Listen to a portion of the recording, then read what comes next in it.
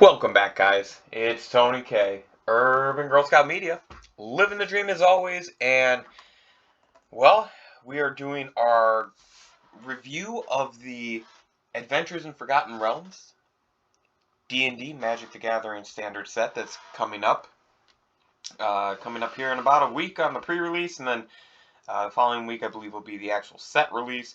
So, this is episode 5 of my in-depth review. I'm doing the green cards this time, just had my green vitamins, and ready to talk magic.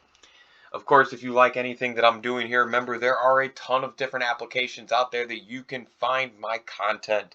TikTok, YouTube, Facebook, Tumblr, you will find the majority of it, and of course on the Etsy, you can find original handmade art by yours truly. Magic the Gathering themed primarily, but I do have some Nintendo, Pokemon, and Dragon Ball Z themed um, for sale that you can actually purchase. It'll be hand signed by me as well as handmade, of course.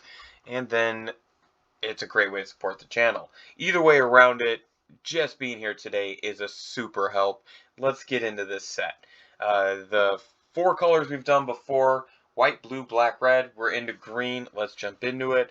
Like I've been saying, I'm not looking at every single card and reading through it. More so just going through the cards, seeing if there's anything that sticks out. This is a very raw react video. There's about 7 or 8 cards that I knew about coming into this here today.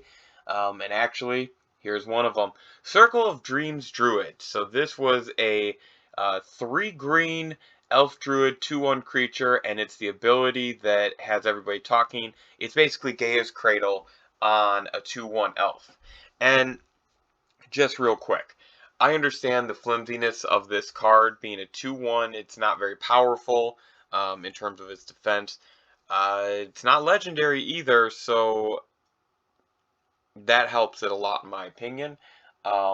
Potentially, as I'm going through the set still, potentially one of the bangers of the set to keep your eye out for. I do like the card, and I think it's worth picking up if it's at the right price. We'll just have to see what that is. Alrighty, let's go, let's go, let's go. So they brought in a different version of the Saga cards. Now they're doing class. Let me see here for Druid. And here we go. So we did get a Planeswalker for each color, and that is too small for me to read here, so I'm going to have to click on it and open it up. So we have Eliwick Tumblestrum. It is a legendary Planeswalker, 4 total to cast, 4 loyalty coming in, and the +1 is venture into a dungeon. So you can either venture in or advance to the next room of a dungeon. The -2 is look at the top 6 cards of your library. You may reveal a creature card from among them, put it into your hand. If it's legendary, you gain 3 life. Put the rest on the bottom of your library in a random order. And then its ultimate is a -7. You get an emblem with creatures you control have trample and haste and get +2/+2 for each differently named dungeon you've completed. So there is your another one of the cards that's really focusing on that dungeon mechanic. Not bad. So it'll be good within its standard and limited role. I don't know if this is one of the issues with standard sets, is that they come up with all these different abilities and mechanics and fun things to do within the sets, but they don't, there's times where they just don't go back to it, and it leaves it kind of undone. There's only so much you can do with energy, for example, with vehicles. And now, it's going to be kind of the same thing with dungeons. So, just my thoughts. Let's keep rolling, keep rolling, keep rolling. And we got a Froghemoth. That's Frog Horror. 5 total to cast, 4/4, trample haste. Whenever it deals combat damage to a player, exile up to that many target cards from their graveyard. Put a +1/+1 counter for each creature card exiled this way. You gain 1 life for each non-creature. Whoo! That's saucy, and you get to just target the card, so it depends on what you're looking for. Saucy. Dare I say that Scavenging Ooze and that Dinosaur, if you can find a that it's like a Scavenging Ooze but a little bit more expensive, if you can find a way to fill up the graveyards, you're being paid off in green with some benefit. So, interesting. Let's keep rolling. Keep rolling. rolling. Another dragon. Some cool stuff. Cool stuff here. Alrighty. So, I do like to stop at the rares at least when I'm doing these kinds of videos, or at least doing these initial reviews. Rares and any kind of decks that I'm brewing at the time. So, let's see what we got. Instrument of the Bards. 1 green, and it's a legendary artifact at the beginning of your upkeep. You may put a harmony counter on Instrument of the Bards. For 4, it's 3 colorless and a green. Search your library for a creature card with mana cost equal to, and put it in your hands. If it's a legendary, create a treasure token as well. So it's going into your hand. You're not sacrificing this though. And you're not removing the bards. It's kind of like, I mean, what am I thinking here? It's kind of like a green version and a much slower version of Aether Vial. But it's like, I guess if you had Aether Vial and you could line it up, you could, in theory, drop those 2, get some harmony counters,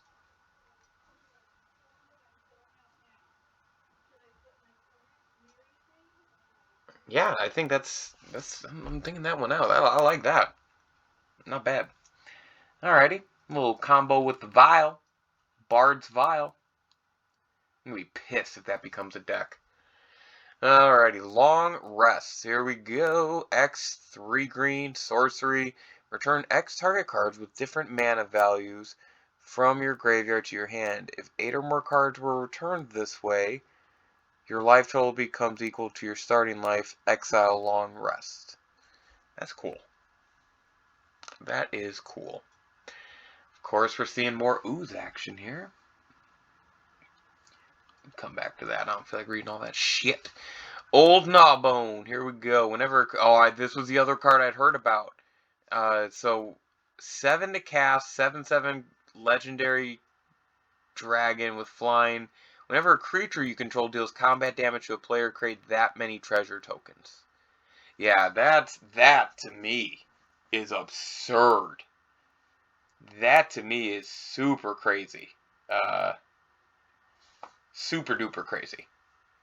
So, I mean, it's a little expensive, but just not thinking about this in standard, thinking about an EDH, that's going to be powerful.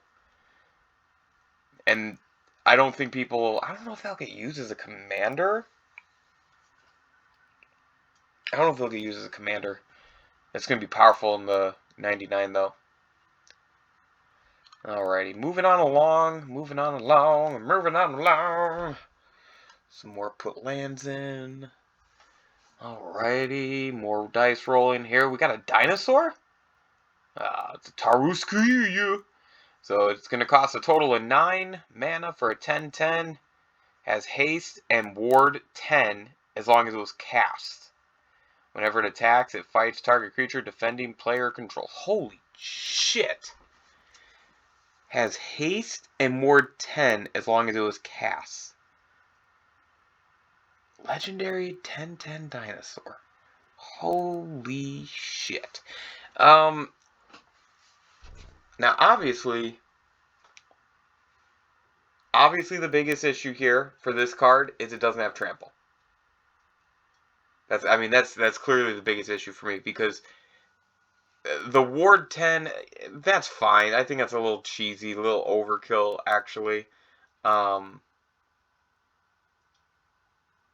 But I don't know, man. That's, the haste is nice, but again, at 9 mana, ward 10 and haste, if it attacks, I don't know. I guess with that attack ability and then fighting on the side, I guess, I don't know. This is an interesting card. I think this is a possible Timmy card. I don't know. That is. I'm gonna have to pass on that, dog.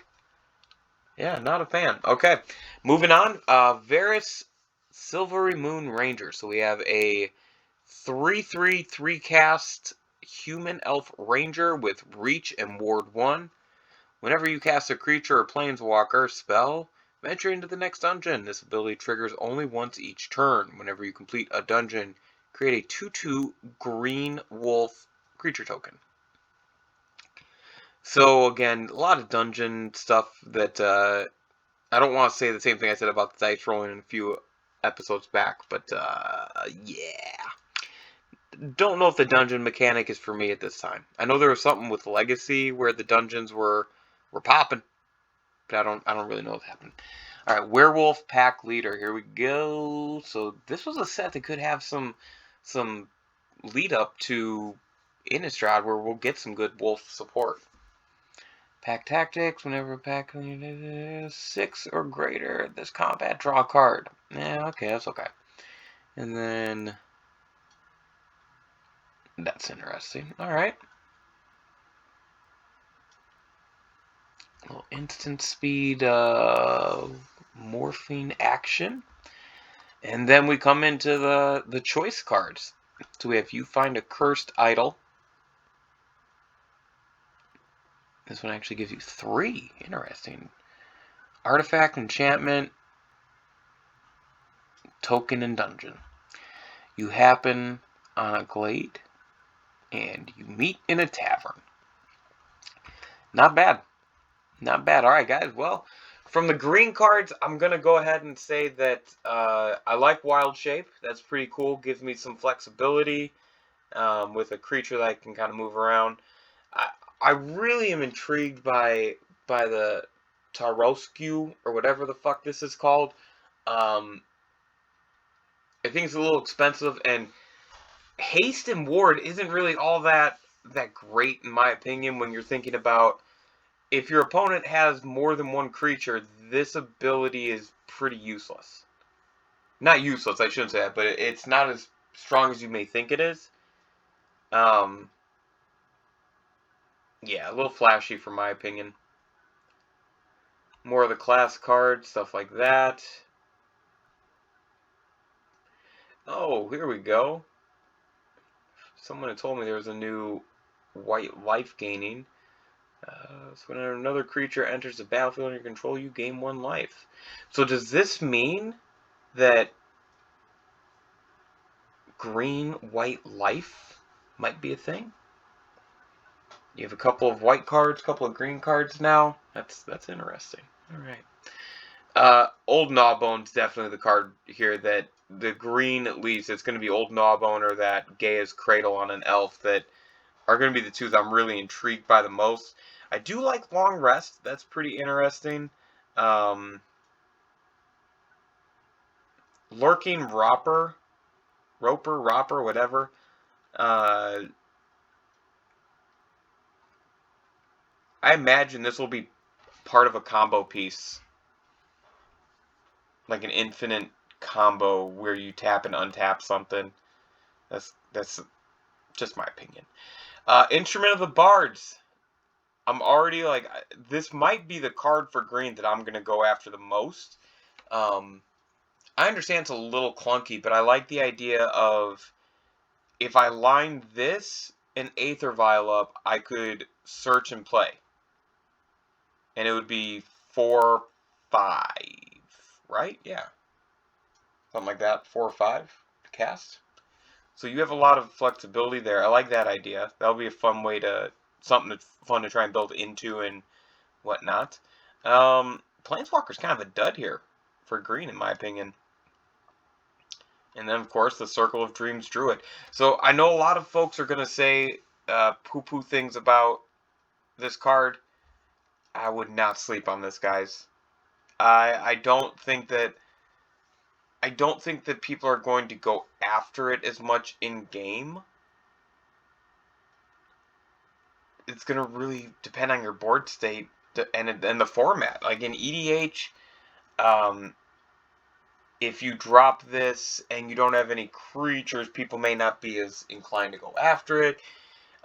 Any format where elves are a thing, I believe that as soon as this is seen, that'll be